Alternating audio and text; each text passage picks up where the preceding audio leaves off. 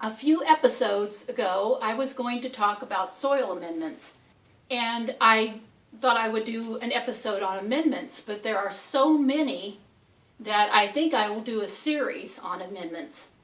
So got to thinking. I was out turning my compost pile the other day when the sun was shining and I was feeling good, and I thought, what is the most basic of soil amendments? And that would be compost. Every gardener has a compost pile. Well, not every gardener, but most gardeners have a compost pile. Something that they can add, some organic matter that they can add to their garden boxes or to their plot of land where they have their garden. And that's the perfect thing to add to your garden is compost, because you're adding the microorganisms and all that material and organic matter that has broken down. It's perfect for your plants. So I thought the other thing I would do besides talking about compost is think of it along the lines of an apartment dweller, because people that I've talked to are in apartments and they're having trouble composting in such a small space and coming up with the different things that they need to compost with. So I went to town, grabbed a few things, so I'll just show you those clips of me running to town. Okay, you guys, here's my apartment complex, and we're going to come outside and we're going to get some leaves and hopefully some soil to put in our compost. So, oh, these leaves look really good.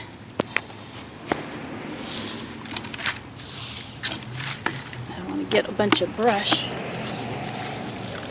just the leaves, and then dig down and, whoops, we're going to get some soil here. Oh, there's some worms. That's probably a good cup. Let's see, get a little bit more soil down below. We've got some green stuff in there too. That looks pretty good. So that's the start of our compost, our apartment complex. Okay, well, let's see how much the buckets are. $2.97. I think I'll get one of those. If I can get them out with one hand. Okay, I'm going to take one of those and go. Well, here we are at our favorite place, Walmart, and we're going in to pick up some little friends. See you inside. Okay, I can use some more of these in the greenhouse. I just can't leave the garden area.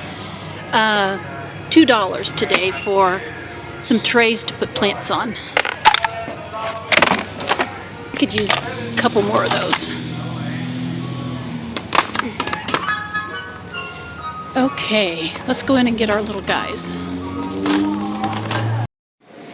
Okay, what we really came here for. Red wigglers. Let's see. Night crawlers? Nope. Red wigglers. That's what I want. And it says there are 30, and before too long there'll be more than that. Let's see. They are $3.77. I thought they were $2 and something, but they're not. They're more. But that's okay. I got what I want. Okay, well that looked like fun, didn't it? I have to admit that going to that apartment complex was pretty embarrassing. Driving up and running out and digging in the leaves and the dirt and then covering it back up. I thought somebody might have been watching me out of their window and wondering what I was burying, but anyway, I did it. And I'm back to talk about it. Anyway, let me grab a bucket over here. We grabbed a bucket from Home Depot, and you're going to need a bucket to start with. A bucket or a tote. So whatever you have, that you don't mind putting holes in. That's what we're going to start with. Now it would be ideal if you had gotten 2 buckets, and I happen to have 4 or 5 outside. I got another one from outside that I put my holes in, and the holes are for oxygen for your compost, because your compost is going to need oxygen to start breaking down. That's one of the things it's going to need. You're going to need to put at least, I think I did about 12 to 15 holes in the bottom, and that's for drainage, because your compost is going to start creating some goopy liquid, and it's going to start smelling. So you need something for it to drain into, and that's what the other bucket is for. Now, remember when I was at Walmart, and I picked up a couple of these, mainly to go in my greenhouse, because I don't have enough trays for everything to drain on, and they always come in handy. And these things are really, I mean, if you can find these at Walmart, these are really made well, better than any tray I've ever seen. If you can find something like this in your apartment, it would be better, because your compost would get more oxygen that way. But for today, we're just going to put it in another bucket. And I'll stick this under here. So the first thing was putting the holes in the bucket, and I used a 1/4 inch bit. Now what you want to do when you're using a bucket, and especially if you already have buckets and you're using an older one, they start to get brittle. They start to get weathered and old and extremely brittle. So before you use your drill, make sure that you wear a pair of glasses, because as you start to go through, and I want you to, you can start your hole, but then as you get to where you're going into the bucket, then slow down a little bit, and that'll help with the bucket not chipping or cracking. So, and I wasn't wearing glasses like I just told you to do. Let's start putting things in our bucket, and I'll put in everything that I put in to my bucket last week, and then I'll show you how that's doing. So we're going to add some carbon, and I'm going to add shredded paper. Now I have a shredder, and I don't know if you have a shredder in your apartment or not. I'm hoping that you do. But if you don't, you can always rip up a newspaper or any paper that you have in the house that are scraps. And just make sure that you don't use the glossies, the ads out of the paper. The glossy has a lot of ink in it, and that's not good for your compost. The other thing is, we're wanting this to break down as fast as possible. I mean, I'm hoping that this will break down within, a month to 6 weeks at the longest. So everything we put in here today, we're going to break down as small as we possibly can. So we have a layer of shredded paper, and if you don't have a shredder, you can always use some kind of paper, some kind of like black and white paper, like I said, the newspaper, and then just make some small shreds out of the paper. And I think everyone knows that paper has a grain to it. The grain goes the long way. It doesn't go this way. So what I mean by grain is that if you shred it the long way, it's going to shred in long strips. But if you tried to do it the short way, it's just going to come off in little pieces, which would be fine if you wanted to sit here and just do little tiny pieces for an hour, but I don't. So we're going to rip it the long way and get some long strips. So we've got a layer of carbon, and we're going to, we're going to take some water and water that down and make sure that our shredded paper is moist. Now make sure when you put water on your paper to moisten it that it's not chlorinated water, that it's not city water. If you're going to use, if that's all you have is city water that's chlorinated, then let it set out for over 24 hours so that the chlorine will dissipate out of the water. The next thing we're going to add, or that I added, was coffee grounds. So the paper was carbon, the coffee grounds are going to be a nitrogen layer. And I added, let me get the rest of that.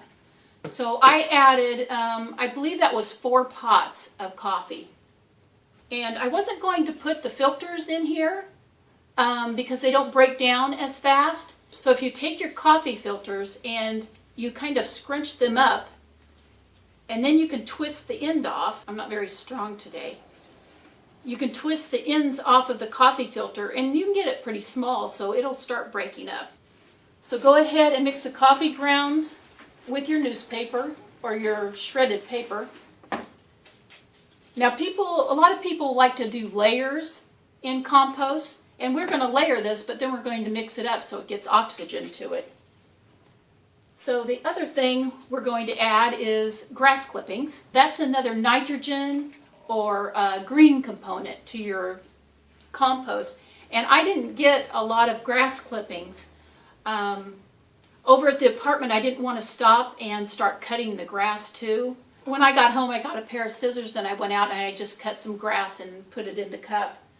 But I'm sure you probably live in an apartment complex where they have a lawn out front, and you can either go out and you can cut some grass or talk to the landscape guy that comes, and he'll probably give you all the grass that you want. And that would be fine because you could save some of it for later. The other thing I added was eggshells. All I did was take all my eggshells, lay them all out on the cookie sheet, put them in the oven at 350 for about, no more than 10 to 15 minutes. And they're all nice and toasty and dried out. And then I put them in either, I've got one of these little bullets, and you guys may have one of those. Or I have a coffee mill, and I just grind them up in either the bullet or the coffee mill. Actually, I'm going to add all of those eggshells. It was about, well, it wasn't a cup, it was about half of a cup. So the last thing we're going to add today is the leaves and the soil that we got from the apartment complex. Now I got a half a bucket full, mostly leaves, so they're not going to be broken down. If you want to, and you have an old pair of scissors, you can break down the leaves even more. You can either, twist them and break them up, or like I said, if you have an old pair of scissors, you can take the scissors and cut the leaves up. But I'm not going to do that. I'm just going to dump in everything I got from the apartment complex. And that was, like I said, mostly wet leaves. And then I dug down and I got some soil, and I'm going to put all of that in there. So the other thing I did, because I wasn't sure whether you would have something to turn the compost with in your apartment, and I would hope if you're gardening in your apartment that you would have a spade. But just in case, I stopped by the thrift shop also, and I picked up this old meat fork. And actually, I've been turning it with the meat fork, and it makes a really good compost turner. So we're just going to mix up everything that we have put in there. And to get it good and mixed, because we want a lot of oxygen in here. So that is looking really good. Starting to smell good too. Let me get up and look at it. Get those eggshells mixed up along with the paper and the dirt and the leaves and the coffee grounds. So this is what it's looking like today. You can see all the particles that we put in there. You can see the newspaper and the soil and all the leaves. And the soil we put in there because of all the microorganisms, because of all the microorganisms that are in the soil. They're going to start eating at those leaves and the paper and really breaking down that compost. So I'm going to add one other thing to this and see if we can get this compost heated up a little bit. So we want to add one more item to our compost, and that's an activator. And it gets the compost going. heats it up. It's a nitrogen protein compound, and it'll get the microorganisms really going because they start eating that protein, and it just really gets them active. There are a lot of different compost activators, and if you're composting, you don't need to add that, but it just makes your compost break down a lot faster. Now, bone meal, and I was looking at this at Home Depot, and I didn't show whether I bought it or not. It was, I believe, $7.87, something like that. And I've never heard of Nature's Care, so I don't know how they are in bone meal. I just got this so that I could use it around the house here in my garden. If you don't have the finances to buy something like bone meal or alfalfa meal as an activator, then the next best thing that you probably do have in your apartment or your neighbor does is cat food. And cat food is a great activator for compost. Cat food or dog food, but something high in protein, is a really good activator. So I have a cat, and I chewed up probably about, I think this is about half a cup of cat food. Now, it doesn't smell the best, but I noticed on the one that I made last week, and I put cat food in that one, that the cat food smell went away in probably about a day and a half. You know, first of all, it smells like cat food, and then the cat food smell is gone. So I would think, you know what? That was a little more than half a cup. Get the cat food all mixed in. Well, that's it for our apartment composting for today. I'm going to take a break for probably a couple of weeks, and what I want you to do in the meantime, through Christmas and probably New Year's, is continue to add carbon and nitrogen products to your compost. And not only that, but don't forget that you're going to have to turn this to get the air to it. Like I said, if you can have this out of a bucket and onto something else to drain, I want you to go by how your compost feels. I mean, I don't know whether you have rubber gloves, but if you don't mind getting in there and getting things turned around, feel the compost and make sure that it's moist enough. And what they say is your compost should be as wet as a wrung out sponge.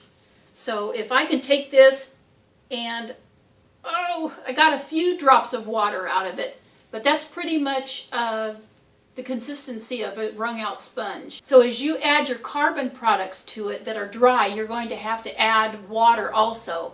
So when you add the carbon, add some nitrogen, mix it up, see if you think it's moist enough. If it's not, add a little bit of water and get it stirred up. You can stir this probably 3 or 4 times a week. Wouldn't hurt it if you stirred it that much. And it'll start breaking down. It'll start breaking down pretty fast. Let me show you the compost that I made last week, and I put everything in it that I had just put in this. Here's the compost that I made last week using the same ingredients that I put in the bucket today. And it has been breaking down, and it smells like a forest floor. You know, when you go if you go on a hike and you go in the forest and you sit down, I can't smell cat food at all. All I smell is just this humus, really rich, well, composting material. And it's going really well. Actually, it's still a little bit warm. It warmed up right away, like within 2 days. And I didn't put the worms in it. Now, I did buy the worms from Walmart to add when the compost cooled down. I wanted to put the worms in there as an added microorganism to start eating at the compost. The thing was, when I got home, all the worms in here were dead. So I had to go back down to Walmart and get another little container of red worms. So if you go, you know, like to a fishing bait and tackle place or to Walmart to get worms, I would suggest taking the top off and looking to see if the worms are alive. I guess that some places they just let the worms sit there and and die. They don't check them. But so anyway, just a little hint, check your worms before you leave the store, because mine were just completely dead. I did add it to the compost because that was just more organic matter. But I had to go back and get my, well, I didn't get my money back. I got a new container of worms. So until we see each other again, if you're going to do this with me, that'd be great. I think it'd be a lot of fun. And if not, I'll show you what's going on in the compost we made today, and hopefully it's going to look better than the one that I did last week. So I need to get it in a container that has holes in it, and I think I'll use this one, and I'll put holes in this one. But until we meet again, what I want you to do is continue to add carbon and nitrogen compounds to your compost, keep it turned, and just keep an eye on it. Make sure that it's moist enough, and if it doesn't seem like it's moist enough, like a wrung out sponge, like that would be the consistency of a wrung out sponge. If it's not like that, or it doesn't seem to be breaking down at all, like you know the level in the bucket of everything that you have, if it doesn't seem to be changing at all, then add more nitrogen compounds to it. More scraps out of the kitchen, more coffee grounds and lettuce, carrots, different things like that. Add some nitrogen to it. And if it starts to have a smell that's like ammonia, definitely add a lot more carbon to it, and it'll take care of that ammonia smell. So until I see you again, you guys, it won't be until after Christmas and New Year's. Then just keep an eye on your compost. Make sure you keep it turned. You'll find that level between nitrogen and carbon where it is breaking down and it smells good, like this does right here. This smells just so nice and humusy. Humusy? Keep an eye on your compost and keep adding to it, and I'll see you in a couple of weeks. Bye-bye, you guys.